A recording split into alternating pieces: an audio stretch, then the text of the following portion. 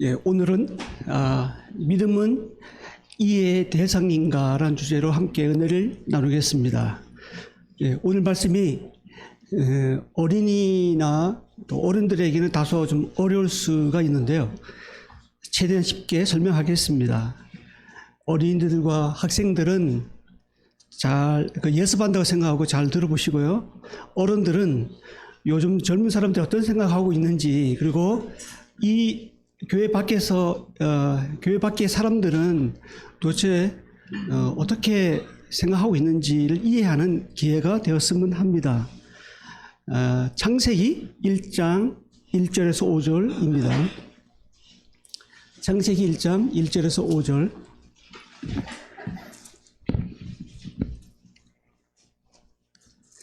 찾으셨으면 함께 읽어볼까요? 시작.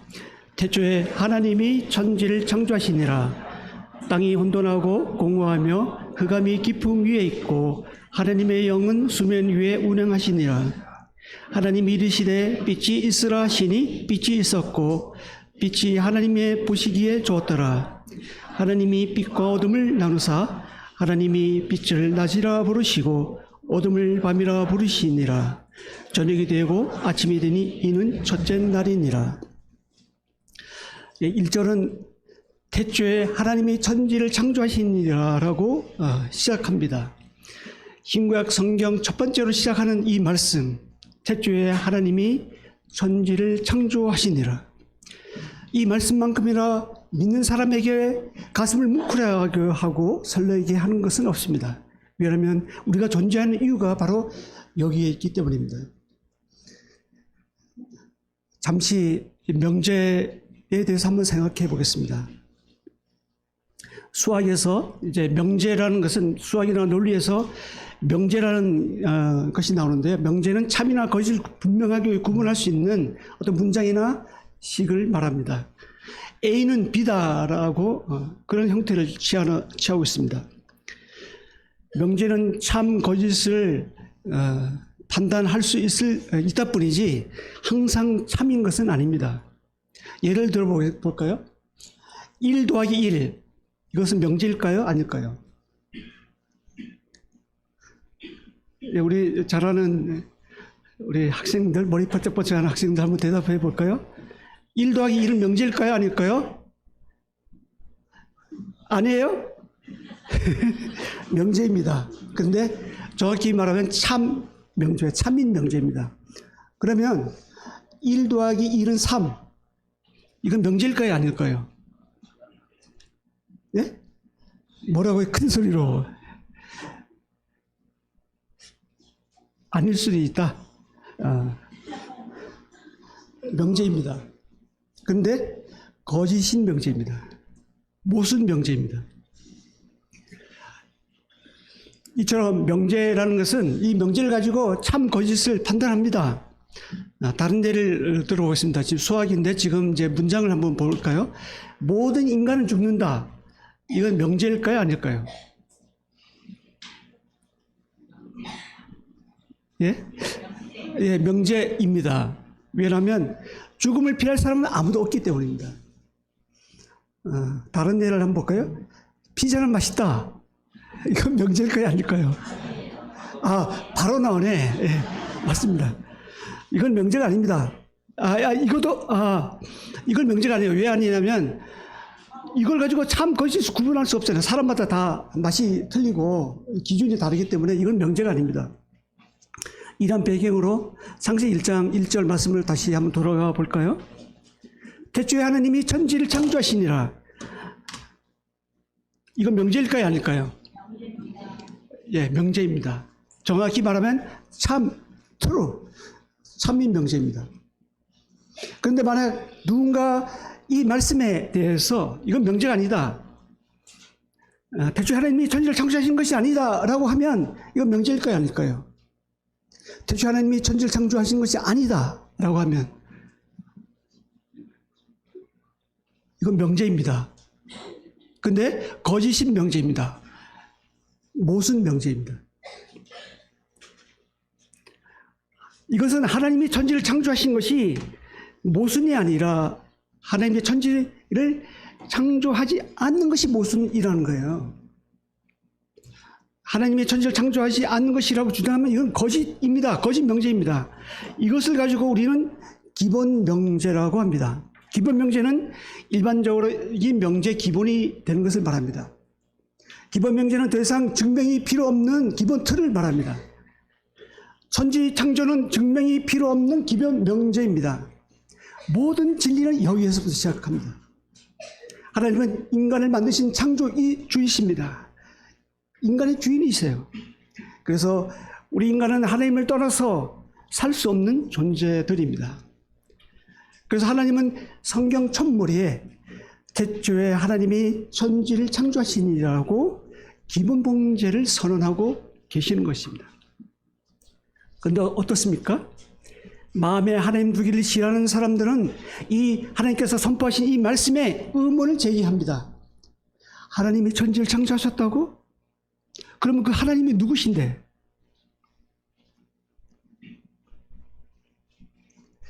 태초에 하나님이 천지를 창조하시니라. 이 말씀은 어떻게 보면 믿음의 문제와 결부됩니다. 이 명제를 들었을 때 두 가지 반응으로 나누어지는데요. 하나는 이것은 참이다. 또 다른 하나는 이건 거짓이다라는 것입니다. 이 명제는 참이다라고 하신 분이 저를 포함해서 여기 앉아 계세요.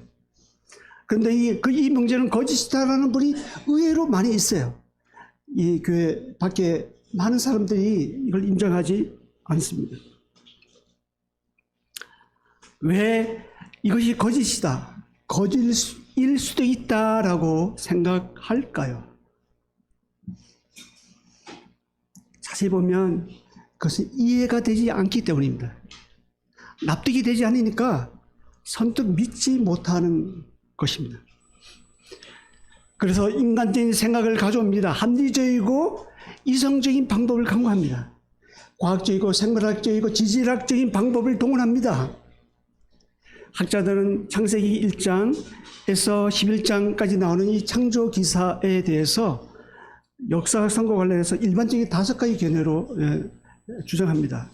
어떤 사람은 신화, 원인론, 전통, 진화, 역사 이렇게 생각을 하는데요.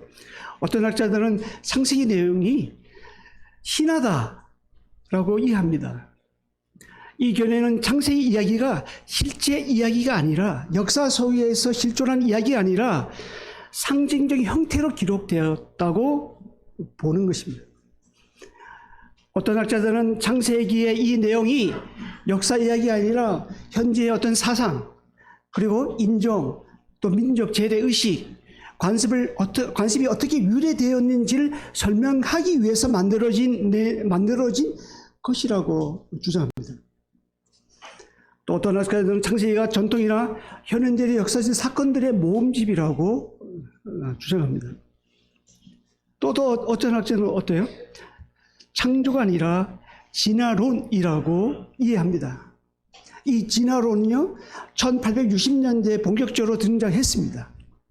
당시 사회적 배경으로는 인간을 중시하는 인본주의적인 인문주의가 발달했고, 또 사람이 눈으로 봐야 믿는다는 이 실증주의, 그리고 머리로 이해되어야 믿는다는 이 이성주의가 널리 퍼지게 되었습니다.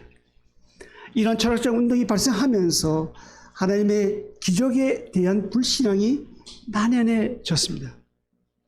이 시점에 1959년 다윈은 자연 도태 방법에 의한 종의 기원이라는 책에서 진화론을 주장합니다. 다윈은 생물을 하나님의 천지 창조에서 떠나 해석할 수 있다고 하는 무신론적인 입장에서 진화론을 주장했습니다. 그러나 이러한 이론들이 시대가 흐르면서 좀 바뀌기 시작했어요. 하나님께서 창조의 방법으로 진화를 사용하였다는 주장이 나오기 시작했습니다. 믿는 사람들 안에 의외로 많은 사람들이 이것을 또 받아들이기 시작했습니다. 하나님을 믿는 동시에 진화론을 믿는 사람들이 늘어났어요. 이런 진화론을 일컬어 학문적 용어로 유신론적 진화론이라 합니다. 그러나 성경에는 우주의 기원에 대한 분명하고 근명한 근본적인 해답을 주고 있지만 진화론에 대한 대해답은 어디에서나 주지 못한다는 것입니다. 이것은 하나의 가설에 불과합니다. 또 어떤 학자들은 창세기의 내용이 실제 역사다라고 봅니다. 창세기는 선별적으로 기록한 역사적 사건을 신앙적으로 해석한 책이라고 봅니다. 게다가 1980년대 진화론을 변증하기 위해서 창조론이라는 것이 생겨났습니다. 창조 과학자들은요, 하나님의 창조 역사사역을 6일간의 천지를 만들었다는 창세기의 창조 기사를 문자적으로 해석했습니다. 또 지질학자들이 주장하는 이 연대가 무한히 지속되는 연대가 아닌 우주의 창조는 6일 창조, 우리가 생각하는 하루를 1일로 보는 6일 동안 모든 만물이 창조되었다고 여겼습니다. 이것이 이제 저나 여러분이 이제 믿는 바죠. 그런데 사람들은 창세기 1장 1절에서 3절에 나오는 창조 사건에 대해서 이런 해석에 문제점을 제기했어요. 이렇게 얘기하니까 또 문제점을 제기하는 사람들이 있었어요. 창조 사건이 원래의 창조를 말하고 있는가? 하나님께서 원래 창조했던 그 상태인가? 아니면 다시 창조된 것인가? 라는 거에 의견이 많이 이제 분분했습니다. 재창조 이론은 아마 창세기 1장 2절 이전에 원래 창조가 이루어졌다고 봐요. 그러니까 창세기 1장 1절하고 2절 사이에 1절에서 원래 창조 있다고 이제 창세기 1장 1절에 원래 창조 있었고 이후에 1장과 2절 사이에 사단이 탈환하고 이 타락한 사단이 하나님 심판 아래에 있었을 것이라고 생각합니다. 그리고 나서 우리는 모르지만 오랜 시간이 지난 후 하나님의 심판으로 인해서 땅이 혼돈하게 되었다고 합니다. 재창조 이론은 창세기 1장 1절에서 하나님은 땅을 다시 혼돈으로부터 다시 바꾸고 개조하기 시작했다고 주장하는 것입니다. 그래서 1장 1절은 대충 하나님이 천지를 창조하시냐는 이 1장 1절의 이 말씀은 새 천지의 시작이 아니라 근본적인 시작은 아니다라고 주장합니다. 어떻습니까? 좀 그럴듯하지 않나요? 이렇게 생각하게 된 배경이 있어요. 현대의 발전된 과학으로 지질학을 연구해 보니까요, 지구의 나이가 약 50억 년 정도 되었다고 하는 것입니다.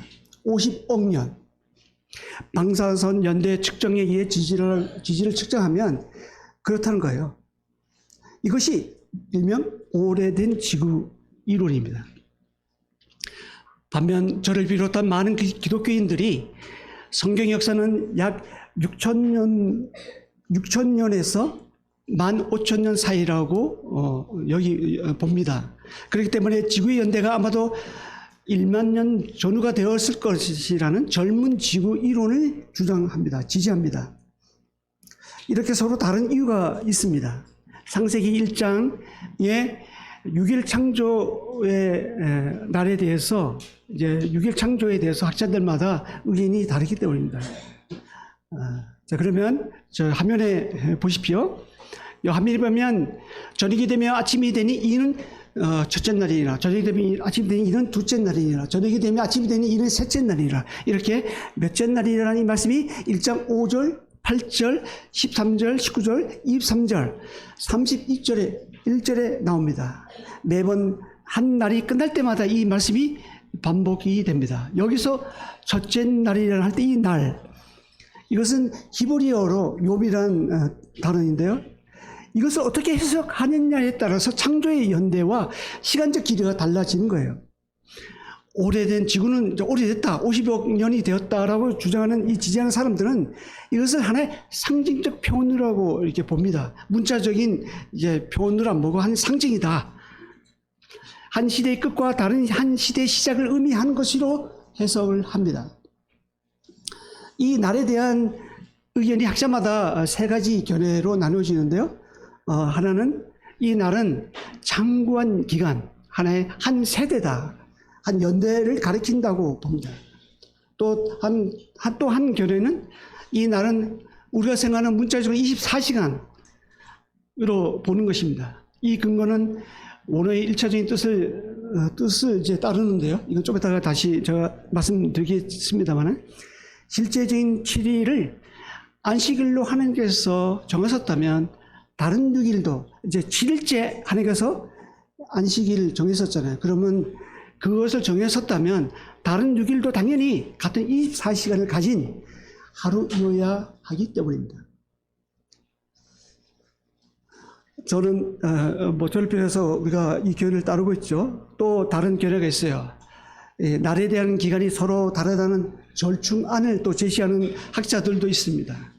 태양이 창조한 4일, 태양이 있기 전에 그 4일 이전에 3일은 장구한 기간이다.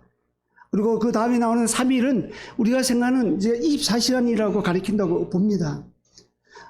태양, 달, 별들이 만들어지기 이전에 그 전이기 때문에 하루와 같은, 우리가 생각하는 이 하루라는 이것을 측정할 수 없다고 생각하는 것입니다.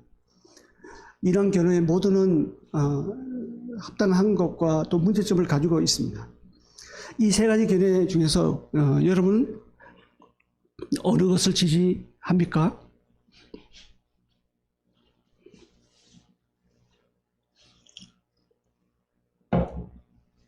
우리는 이제 한 견해만 이제 생각해 왔는데, 사실 우리 주변에 있는 다른 사람들은 이런 견해를 다 가지고 있어요. 그래서 이런 것을 좀 우리가 알 때 그런 사람들 이해하고 적절히 우리가 도와줄 수가 있습니다.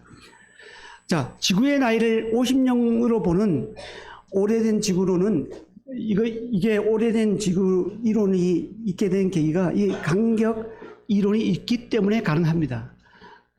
저 화면에 보시면요. 저 화면에 지금 보시면 창세기 1장과 2장 사이에 간격이 있다는 거예요. 50억 년이 들어있다는 거예요. 창세기 1장 1절은 대충 하나님이 천지를 창조하시니라고 나오죠. 2절은 그리고 이제 오래된 간격 이후에 2절은 땅이 혼돈하고 공허하며 흑암이 깊음 위에 있고 하나님의 영은 수면 위에 운행하시니라 하고 나옵니다. 간격 이론은 1절과 2절 사이에 수십억 년, 50억 년의 오랜 기간을 넣는 이론을 말합니다. 그래서 무한한 시간이 흘렀다고 주장하는 거예요. 그래서 하나님이 1절에서 세상을 창조하신 후에 1절과 3절 사이에 커다란 심판이 있었습니다. 그리고 그 3절부터 세상이 다시 창조되었다고 보는 것이 그렇게 보는 것이 재창조 이론 주장입니다.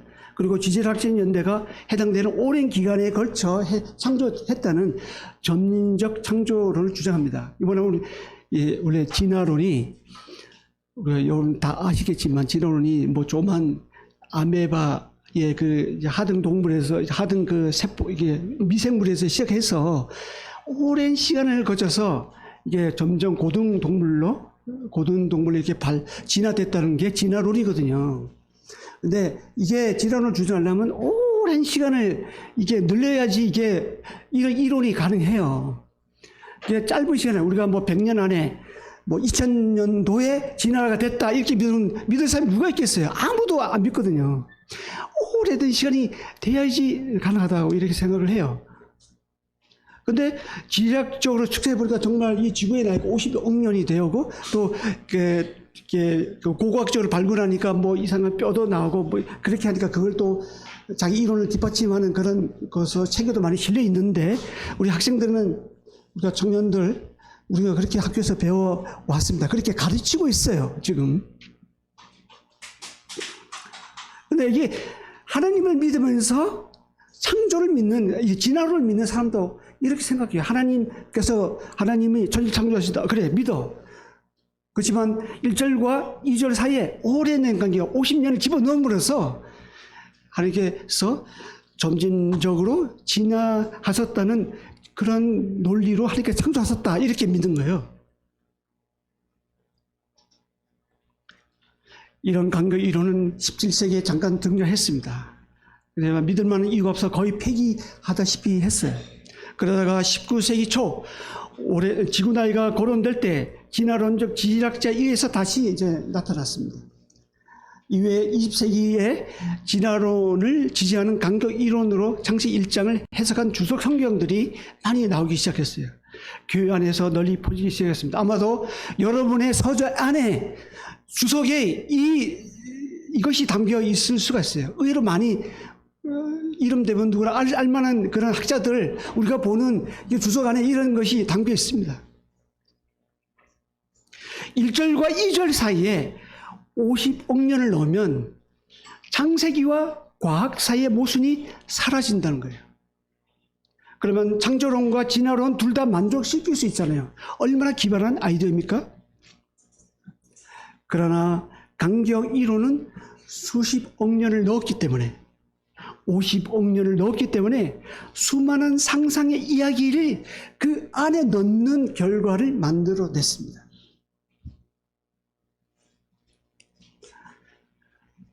이 모든 주장과 달리 우리는 무엇보다 성경 본문을 유심히 살펴봐야 합니다. 창세기 1장에 보면 태초에라는 말이 5번 나오는데요. 1장 1절을 제외하고 1장 2절부터 2장 3절까지 모두 이게 말이 연결되어 있어요.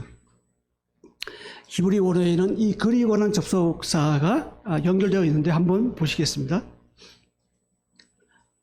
예, 화면을 보면 저기 1절과 그 밑에 절 보면 이게 지금 여러분이 보는 게 창세기 1장의 히브리 원문이에요. 원어예요. 근데 제일 앞에 히브리어는 이제 우리가 한문을 읽듯이 예전에 한문을 읽듯이 앞에서부터 뒤로 읽거든요. 우리는 왼쪽에서 오른쪽 읽는데 히브리어는 오른쪽에서 왼쪽으로 읽어요. 그리고 제일 처음에 첫머리 보면 반복되는 어떤 문자가 보일 거예요. 글씨가 보일 거예요. 그걸 한번 생각해 보세요. 다음에도 다음 구절에 봐도 그 제일 앞에 오른쪽에 여러분이 보는 오른쪽에 제일 뭐가 반복되는 이게 글씨가 눈에 들어올 거예요. 그 다음에 또 이게 마찬가지입니다. 2장 3절까지가 그렇게 나오고 2장 4절에서 없어요. 근데 이게 제일 앞에 반복되는 글씨가 바로 이거예요. 이자야. 이게 글씨가 배, 바 이런 히브리자로 이게 우리나라 말로는 그리고라는 접속사입니다. 연결 접속사예요. 예, 그래서 그래서 이런 단어가 그 다음에 보시면 다음 화면을 보시면요, 이게 계속 이렇게 좀 크게 확대했어요. 자, 1장 1절에 보면 앞에 이게 없죠. 없는 게 확인될 거예요. 2장 1절부터 2장 7절까지가 반복되죠. 2장 또 2장 30절하고 2장 3절까지가 반복되죠. 2장 4절은 없어요. 그래서 결국 뭐냐면 1장 1절에서 2장 3절까지는 한 문장이라는 거예요. 한 문장이에요. 그리고는 접속사로 연결되어 있습니다. 우리가 일반적으로 알고 있는 원 창조 이론은 창세기 1장 1절이 뒤에 나오는 구절들의 요약이라고 할 수 있어요. 하나님께서 창세기 1장 1절로 대초에 하나님의 천지를 창조하시니라 라고 선포하시면서 일단 이렇게 정리하시고 그 말에 대해서 이렇게 설명을 해 나가고 있는 것이 창세기 1장 1절에서 2장 3절까지의 내용입니다. 2절은 하나님께서 천지를 현재 상태로 형성하기 전에 상태가 어땠는지를 묘사해주는 그 배경을 설명하고 있습니다. 그리고 3절부터는 하나님께서 우주를 현재 상태로 형성하기 위해서 시작하는 단계를 보여주기에 연속을 알려주는 그리고 이 접속사를 사용합니다. 이런 점에서 일부 사람들이 주장하는 간격 이론이나 뭐 전진적 창조론이나 또 오래된 지구 이론이나 재창조 이론이나 이런 것은 모두 우리가 지금 전에 확인한 이 본문의 의미와 사뭇 다르다는 것을 우리가 확인할 수 있지 않습니까? 그러므로 2절은 창세기 1장 2절은 1절의 상황절로 봐야 합니다. 그렇기 때문에 간격설이나 재창조설 이런 것은 다 잘못된 해석이에요. 태초에 이 말은 어떤 사물의 최상의 첫째를 뜻합니다. 1절을 종속절로 해석할 때에는 모두 창조 이전의 땅과 같은 선제물이 있었다는 것을 의미할 것입니다. 그러면 1절의 창조는 하나님의 절대 창조가 되지 못합니다. 그러므로 1절에 태초에 하나님의 천지를 창조하시니라. 이 말씀은 하나님의 절대 창조를 선언하고 있는 것입니다. 하나님께서 하늘과 땅을 창조하셨다라고 해석하는 것이 타당합니다. 어떻습니까? 지금 제가 하는 이 말 이해되십니까? 이해되는 사람이 복 있는 사람이에요. 전통적으로 개혁주의 입장에서 학자들마다 창세기의 이 하루를 문자 그대로 24시간, 우리가 생각하는 24시간으로 보았습니다. 저 또한 이 모든 것을 관찰하고 종합해 볼 때 창세기의 이 날은 오늘과 같은 24시간을 가리킨다고 그렇게 보는 것이 타당하다고 믿습니다. 하나님의 창조가 무로부터 유로 창조된 이 절대 창조와 6일 창조를 순차적으로 되었다는 것입니다. 이것뿐만 아니에요. 이게 창조 기사에 대한 것 중에서 아담, 이제 이 장에 보면 아담이 나오잖아요. 이 아담이 실제로 존재한 인물인가? 역사적으로 아담 기원에 대해 여러 가지 견해들이 있어 왔습니다. 일반적으로 우리가 이제 문자적인 해석, 이 문자적인 해석이 주류이지만 근현대에 들어와서 이 계몽주의 사상이 들어오고 산업화가 급속히 발달되면서요. 또 진화 이론이 또 생겨나고 과학이 발달되면서 과학적인 접근으로 인해서 인류 기원에 대한 성경 본문의 이 대안적인 견해들이 막 쏟아지기 시작했습니다. 계명주의는 문자적인 창세기 해석 전통을 거부합니다. 그리고 성경은 하나의 우화다, 풍자다, 그리고 가설이다, 풍류이다, 상징이다 라고 해석했습니다. 이렇게 해석하는 사람이 의외로 많습니다. 19세기와 20세기 초에 이 실증주의 영향 아래 나온 이 다윈의 진화론은 모든 종교와 모든 도덕과 종교를 약화시켰어요. 그리고 정통적으로 보는 이 문자적인 해석을 점점 더 멀어지게 하는 결과를 만들어냈습니다. 이렇게 주장하는 많은 사람들 대부분은요, 자세히 보면 이제 특징이 있는데 뭐냐면 명목상 그리스도인, 기독교인이라는 거야. 이렇게 주장하는 사람들은 이신론자들입니다. 무신론자들이에요. 그리스도인은 없어요. 뭐 이런 사람도 있죠. 근데 대부분이 그렇다는 거예요. 결과적으로 인간 견해에 대한 이 다양한 견해들은 어떻게 성경의 본질에서 벗어나서 복음을 왜곡하고 위협하는지를 잘 보여줍니다. 또한 첫사람 아담에 대한 부정, 아담을 부정하면 어떤 일이 벌어집니까? 둘째 아담은 예수 그리스도를 부정하게 되는 거예요. 그러면 복음에 대해서 잘못된 이해를 낳는 결과를 만들어냅니다. 지금까지 제가 뭐 약간 어렵지만 장구하게 설명드렸어요. 왜 이렇게 설명해야만 할까요? 지금까지 말씀드린 것에서 무엇을 알 수가 있습니까? 사람들은 종종 이해되어야만 믿는다는 거예요. 그러나 믿음은 이해의 대상이 아닙니다. 이해되는 것은 학문의 대상입니다. 이해되는 것은 과학의 대상이에요. 성경은 이해되어야 믿는 것이 아닙니다. 성경은요, 믿어야만 이해되는 이야기로 가득 차 있어요. 결국 당시에 홍해가 갈라졌습니다. 그 갈라지는 것을 우리가 어떻게 이해할 수가 있어요? 예수님께서 가나 혼인잔치에 물을 포도주로 만들었어요. 그것을 어떻게 우리가 이해할 수 있어요? 죽은 나사로를 살리셨습니다. 죽은 나사로, 시체가 썩어가는 이 생리적으로 이 부패해져가는 이미 의학적으로 죽었다는 판명된 그 몸을 어떻게 살릴 수가 있어요? 우리가 그것을 어떻게 이해할 수가 있습니까? 그것은 이해해서 믿어지는 것이 아닙니다. 비록 이해할 수 없지만 그렇게 일하신 하나님을 믿을 때 그 사실이 비로소 이해되는 것입니다.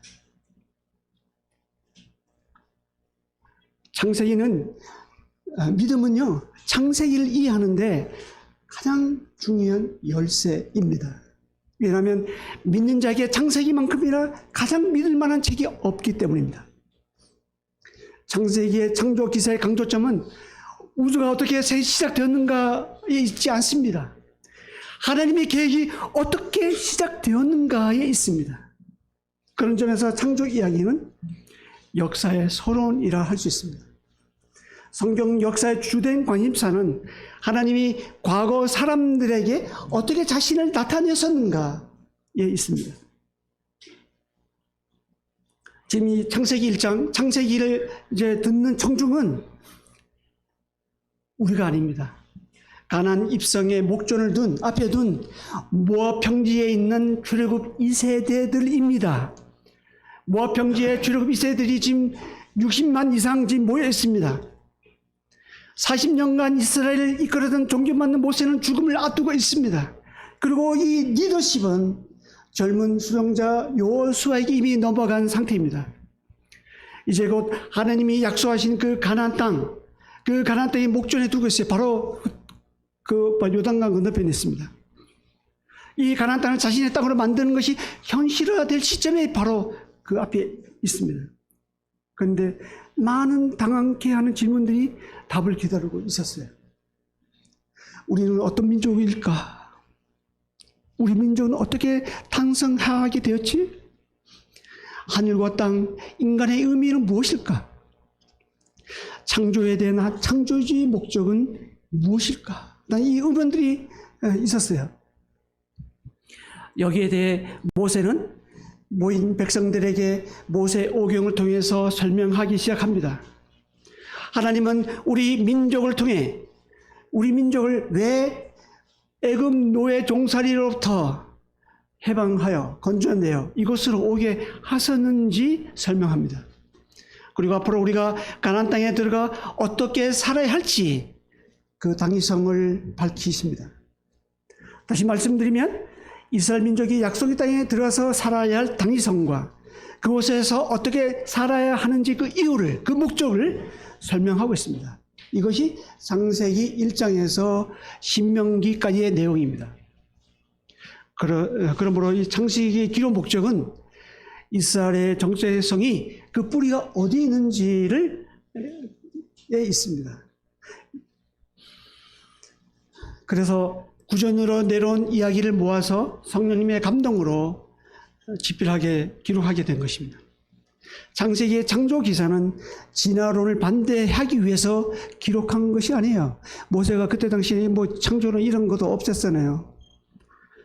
창세기의 창조 기사는 이스라엘 민족이 어떻게 생겨났는지 그 역사를 거꾸로 거슬러 올라가면서 설명하는 과정에서 창세기를 기록해야만 했습니다. 이스라엘의 뿌리가 어디에서부터 시작되었습니까? 창세기 1장에 의하면 바로 하나님이십니다. 어디 이스라엘 뿌리겠습니까? 저는 여러분의 뿌리는 바로 하나님이십니다. 하나님이 없으면 우리도 없어요. 하나님이 계셔야 내가 있는 거예요. 하나님이 존재해야 우리가 있는 거예요. 그래서 하나님을 만나야 되는 것입니다. 하나님은 자신의 작품 세계를 통해서 자신을 알리십니다. 내가 어떠한지, 어떤 존재인지를 작품 세계를 통해서 알리시는 것입니다. 창세기 1장은 6일 동안 창조하셨는데 하나님의 자신의 입의 말씀으로 만물을 존재케 하는 것이 주목할 만합니다. 창세기 1장에 보면 하나님이 이르시되 뭐뭐 하시니 뭐뭐 있었고 뭐뭐가 하나님 보시기에 좋았더라라는 이 말이 공식처럼 반복되어 나옵니다. 여기서 알 수 있는 것은 하나님이 아니고서는 창조 행위를 아무도 할 수 없다는 것입니다. 1장 2절 전반부에는 땅이 혼돈하고 공허하며 흑암이 깊음 위에 있고 라고 나옵니다. 흑암이 깊음 위에 있고 하나님이 창조하실 때 창조의 조건이 무엇인지 잘 보여줍니다.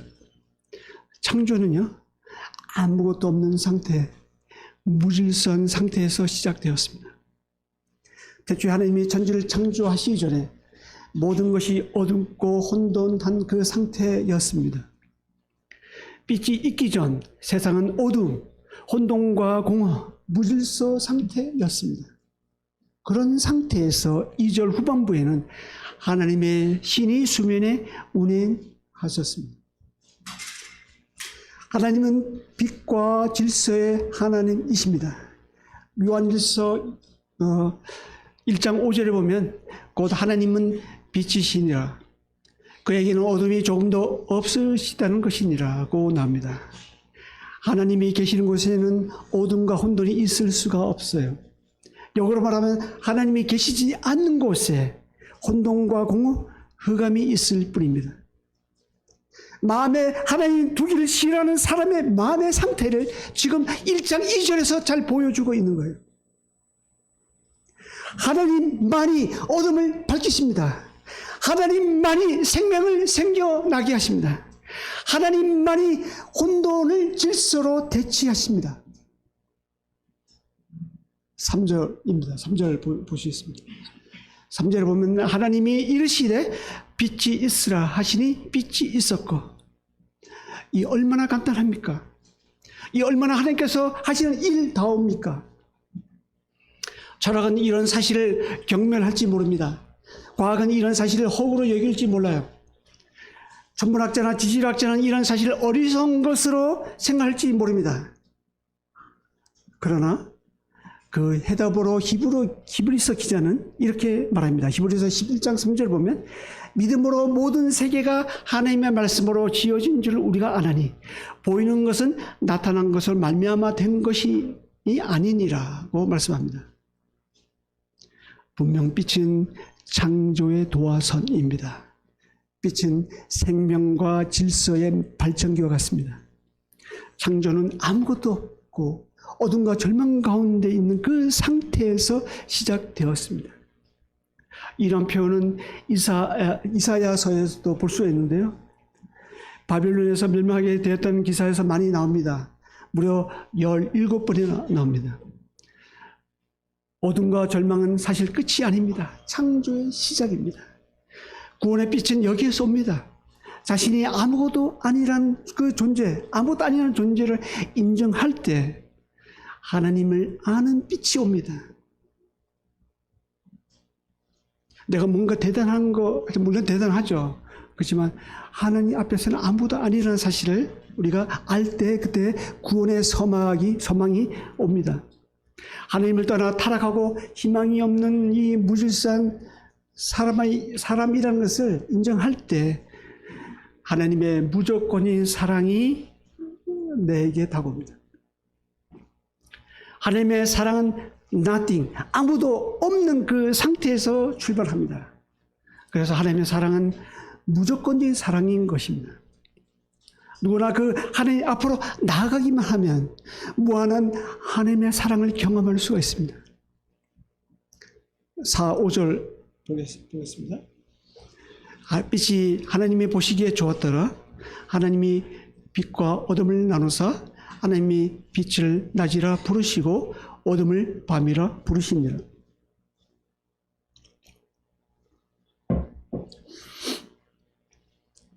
앞절에서 하나님이 빛이 있으라고 명령하니까 빛과 어둠이 나누어졌습니다. 그 빛의 존재는 낮을 만들고요. 빛의 부재는 밤을 만들었습니다. 인류의 역사도 마찬가지입니다. 빛의 아들들이 존재하는 반면에 어둠의 아들들이 존재합니다.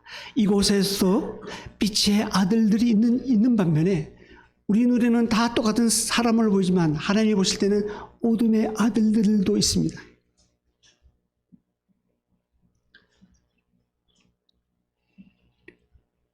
예수 그리스도 안에서 하나님의 영광에 관한 지식의 빛을 받은 사람들, 그리고 생명의 빛의 비침을 받은 사람들은 빛의 아들들이요 낮의 아들들입니다.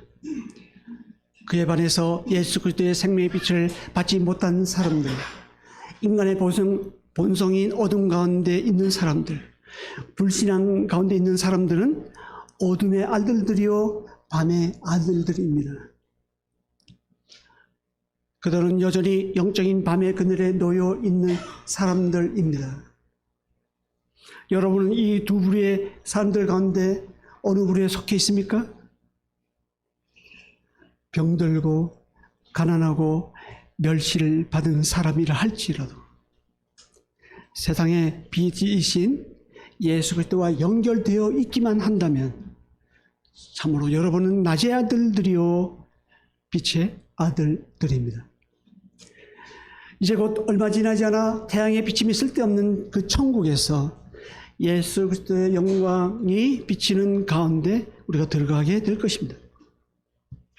그러나 만일 예수 그리스도의 생명의 빛에 대하여 전혀 낯선 입장에 있다고 하면, 다시 말해서 영적인 눈이 어두워서 하나님의 영광을 보지 못하는 처지에 있다고 하면, 그렇다면 여러분은 밤의 아들들이요 어둠의 아들들입니다. 비록 이 세상에서는 지식이 탁월할지 몰라도, 많은 것을 가지고 있을지라도, 남부를 게 없는 소유로 여유로운 생활을 하고 있을지 몰라도, 지금 상태에서 죽는다면 여러분이 분명히 어두운 밤의 공포 가운데 들어가는 처지에 놓이게 될 것입니다. 그러므로 여러분이 지금 낮에 속해 있는지 밤에 속해 있는지 마음을 살피시는 그 하나님 앞에서 잠시 하던 일을 멈추고 진지하게 생각해 보시기 바랍니다. 7절 보시겠습니다. 7절입니다. 하나님이 궁창을 만드사 궁창 아래의 물과 궁창 위의 물로 나누게 하시니 그대로 되니라. 이 말씀에 의하면 하나님은 궁창 아래의 물과 궁창 위의 물로 나누었습니다. 사진 화면을 봐주십시오. 고대 사람들은 창세기 1장을 어떤 세계관으로 바라봤을까요? 고대 사람들은 우리가 생각하는 것처럼 둥근 이리지 보이는 이 둥근 지구의 모습을 생각했을까요? 그런데 그들은 오늘 같은 자연과학의 영향을 받지 않았습니다. 성경시대에는, 성서시대에는 지구가 평평하다고 생각했어요. 자, 지금 보시는 거 잘 보십시오. 이 보시는 것 같이 하늘은 커다란 종의 모양을 하고 있었습니다. 가끔 하늘의 창문이 열려서 궁창 위에 물이 땅에 쏟아져 내립니다. 그래서 비가 내리는 것을 생각했습니다. 창세기 7장 11절에서 12절에 보면, 노아 홍수 사건에서 보면 하늘의 창문들이 열려 40주야를 비가 땅에 쏟아졌다고 나옵니다. 그리고 창세기 8장 2절에는 하늘의 창문이 닫히고 하늘의 비가 그쳤다는 표현이 납니다. 이처럼 고대 사람들은 해와 달과 별들이 궁창에 매달려 있는 하나의 램프처럼 생각했어요. 죽은 자들은 죽으면 땅에 묻히는데 지표 아래에는 죽은 자들의 나라가 존재한다고 생각했습니다. 그래서 이스라엘들은 이것을 음부라고 표현해요. 음부. 이처럼 당시 히브리 사람들은 이런 세계관으로 창세기 1장을 이해했습니다. 창조 하나님을 바라봤어요. 21세기를 살아가는 우리도 마찬가지입니다. 우리의 세계관으로 창조주 하나님을 바라봅니다. 그래도 지금은 과학 문명의 발달로 좀 더 정확한 세계를 바라볼 수 있어서 다행입니다. 그래도 하나님은요, 우리가 알고 보고 있는 것보다 훨씬 광대하고 훨씬 위대하신다는 것입니다. 하나님을 마치 우리처럼, 우리 인간처럼 이렇게 우리 작은 머리에 집어넣는 그런 우를 범할 수가 있는데, 하나님은 너무나도 광대하시고 너무나도 위대하시고 그 존귀는 엄청나고 그 영광은 엄청납니다. 그렇다면 지구가 둥글다는 것은 언제 알았을까요? 최초 아리스토텔레스가 수학적으로 지구가 둥글다고 주장했다고 합니다.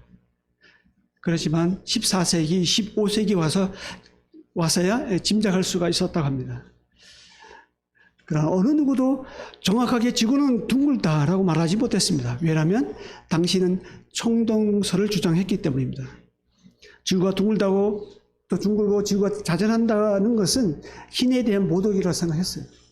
이런 주장은 처형감이었어요. 실제 죽은 사람들이 많이 있습니다. 갈릴레이는 이런 주장을 하다가 공경에 빠지기도 했습니다. 그리고 재판까지 받았어요. 그래서 그는 지구는 네모라고 말한 적도 있었어요. 지구가 도는 것은 확실치 않다라고 말하기도 했습니다. 그의 명언 중에서 이런 게 나옵니다. 명언 중에 이런 하나는 법원에서 나오면서 그래도 지구는 돈다라고 했다고 전해집니다. 지구가 둥글다는 것은 이탈리아 탐험가 콜럼버스가 지구를 횡단하면서 지구가 둥글다는 사실을 말할 수 있었다고 합니다. 이때까지만 해도 지구가 네모 모양이라고 생각했습니다. 그리고 지구 끝에는 낭떠러지가 있다고 생각했습니다. 이런 배경을 알면 사도의 행전이 이해가 됩니다. 사도 바울이 로마를 기점으로 서버나 오늘날의 스페인까지 복음을 전하려 했던 것이 그가 땅끝까지 이르러 내 증인이 되리라는 이 말씀을 성취하기 위해서입니다. 그러면 주님이 다시 오실 것이라는 확신 때문입니다. 스페인이 땅끝이라 생각했어요. 거기서 좀 벗어나면 낭떠러지로 떨어진다고 생각했어요. 이런 우주가는 16세기에 와서 콜럼버스와 마젤란이 직접 항해를 함으로써 지구가 둥글다는 것을 확실히 믿게 되었습니다. 하지만 이러한 노력에도 불구하고 아름다운 지구의 둥근 모습을 볼 수가 없었습니다.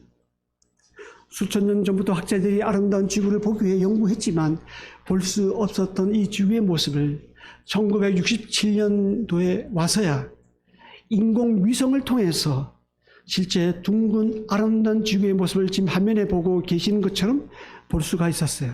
얼마나 아름답습니까?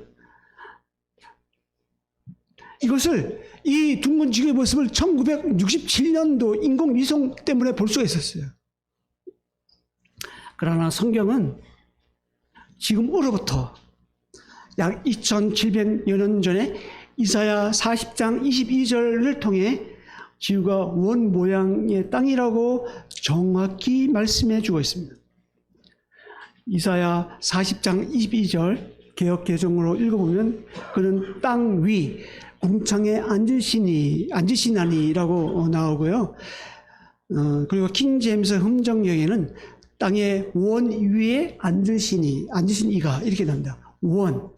그리고 그 NIV라든가 영어 성경에 보면 그 서클이라는 서클. 이 원 모양의 땅은 히브리어로 후구인데 후구란 뜻은 이게 구체란 뜻입니다. 예. 우리가 이제 창세기 1장을 통해서 여러 가지 이제 다양한 견해들과 또 어떻게 이게 설명되어 왔는지 함께 살펴보았습니다. 이제 끝나가는 단계에서 우리가 창세기 창조 이야기에서 한 가지 더 생각해 볼 질문이 있는데요. 왜 하나님은 첫째 날에 모든 것을 완벽하게 창조하지 않으시고 6일 동안 점진적으로 만드셨을까입니다. 왜 그랬을까요? 왜 하나님께 처음부터 첫째 날에 모든 것을 다 만들 수가 있었잖아요. 하나님은 모든 것을 하실 수 있는 분이신데 왜 6일 동안 첫째 날, 둘째 날, 셋째 날, 넷째 날 이렇게 하고 마지막 날에 안식하셨을까요? 그것은 창세기 2장 3절 이후에 나오는 안식하기 위해서입니다. 하나님은 여세 동안 창조 사역을 다 마치신 후에 일하시기를 쉬시고 안식을 즐겼습니다. 하나님이 지으신 모든 것은 만드신 그대로 있었습니다. 그리고 하나님은 그 안에서 푹 쉬셨어요. 그리고 안식일을 경축하셨습니다. 이후에 하나님께서 사람에게 안식일을 지키라고 명령은 했지만요. 신명기 5장 15절에 안식을 지키라 10여 명에서 나오잖아요. 그렇지만 창세기 2장 2절 이후에 하나님이 안식하셨다는 기록은 그 어디에나 찾을 수가 없습니다. 세상의 병과 슬픔, 울부짖음과 눈물, 죄와 사망 가운데서 하나님께서 안식하실 수 있겠습니까? 죄가 있는 곳에서는 하나님은 안식하실 수 없었습니다. 활동하셔야만 했습니다. 예수님도 내 아버지께서 일하시니 나도 일한다 라고 요한복음 5장 17절에서 말씀하지 않으셨습니까? 이처럼 예수님도 쉬지 않고 일하셨어요. 안식일의 주인이신 예수님께서 목자 없는 양과 같이 고생하며 기진하는 무리를 보시고 불쌍히 여기셨습니다. 그리고 모든 병과 약한 것을 고치시며 안식을 그들에게 주었습니다. 예수님은 안식일의 주인이십니다. 마태복음 28장 1절은 안식일이 다하여 가고 안식 후 첫날이 되려는 미명예라는 말씀이 나옵니다. 이것은 분명 안식일이 이날에서 전날로 변했다는 뜻이 아닙니다. 한 주간의 첫날, 그 주일은 안식일이 변한 날이 아니라 전혀 새로운 날이 되었다는 뜻입니다. 안식 후 첫날, 그 주일은 신약교회에 와서 그리스도가 죽은 자 가운데서 부활한 날입니다. 이날은 죄와 사망 가운데서 종노릇하는 인생을 생명과 안식하게 한 영광스러운 승리의 날입니다. 구속을 완성한 날입니다.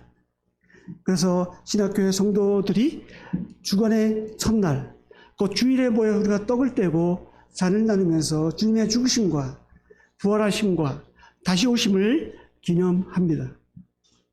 오늘날 그리스도인들이 이런 주의 날을 지키는 것은 거룩한 특권이고 큰 축복입니다. 오늘 말씀의 결론을 간략하게 정리하겠습니다. 오늘 창세기 1장 말씀으로 믿음은 이해의 대상인가? 라는 주제를 함께 상고해 보았습니다. 1장 1절은 태초에 하나님이 천지를 창조하시니라 고 나오는데, 이 말씀은 실존케 하는 창조의 힘이 있습니다. 이 세상의 모든 것은 질서에서 무질서로 변질되어 갑니다. 엔트로피의 법칙에 의하면 그렇죠. 과학적으로 보면. 그렇지만 하나님의 말씀은 이런 무질서에서 질서로 변화시키는 능력이 있습니다. 사람은 죽으면 썩잖아요. 이게 무질서로 변해가는 거거든요. 하루 이틀 되면 냄새가 납니다. 그렇지만 죽은 자를 다시 살리신 나사로 나오라 한 그 예수님의 그 말씀이 질서로 다시 변화시켰어요. 그런 능력이 있어요. 바로 이 말씀으로 우리는 구원받습니다. 이 말씀으로 우리가 거듭납니다. 물고기가 물을 떠나서 살 수 없듯이, 기차가 철로를 벗어나서 달릴 수 없듯이, 우리 인간은 하나님의 말씀을 떠나서는 살 수 없는 존재로 하나님께서 애초에 그렇게 만드셨어요. 지금 여러 경로를 통해서 들려주시는 이 말씀, 이 하나님 말씀, 엄연한 하나님의 이 말씀을 무시하지 마십시오. 겸허히 받아들이십시오. 그리고 그래서 생명의 빛을 얻으시기 바랍니다. 사람들은 종종 이해되어야 믿으려 합니다. 왜 우리가 구원받지 못합니까? 우리 학생, 청년, 우리 아직 믿지 못하는, 알긴 아는데 믿지 못하는 분들, 이해되지 않아서가 아닐까요? 근데 믿음은 이해 대상이 아니라는 거예요. 성경은 이해되어야 믿는 것이 아닙니다. 믿어야만 이해되는 이야기로 가득 차 있습니다. 어떤 이야기는 이해할 수는 없지만 그렇게 일하시는 하나님을 믿을 때 그 사실이 비로소 이해가 되는 거예요. 믿음은 창세기를 이해하는 데 가장 중요한 요소라는 것을 기억하면 좋겠습니다. 이제 곧 모든 성도들이 죽으면 장차 하늘에서 참 안식을 경험하게 될 것입니다. 안식이라는 개념은 마지막을 향해 나갑니다. 창세기 1장을 우리가 봤는데 요한계시록 성경의 마지막, 이게 뭐 요한계시록 나오잖아요. 요한계시록 21장, 22장, 23장 성경이 제일 끝에 보면 안식이 나옵니다. 안식이라는 개념은 종말 마지막을 향해 나아가는 것을 우리가 알 수 있어요. 종말론적 관점에서 보면 신앙의 궁극적인 목적은 안식이 있습니다. 최종적인 안식은 하나님 나라에 들어가는 날입니다. 성경의 마지막 부분이 인생의 모든 수고가 끝나고 하나님 나라에서 영원히 안식하는 모습이 나옵니다. 여러분은 그 안식에 들어갈 준비가 되어 있습니까? 지금 생을 마감한다면, 지금 죽는다면 여러분은 그 안식에 들어갈 수 있습니까? 한 주 동안 우리가 믿음으로 하나님께 나아갑시다. 순종이 곧 안식입니다. 하나님께서 자기를 찾는 자들에게 상 주시는 이를 믿는 저와 여러분이 될 수 있기를 소망합니다. 기도하고 마치겠습니다.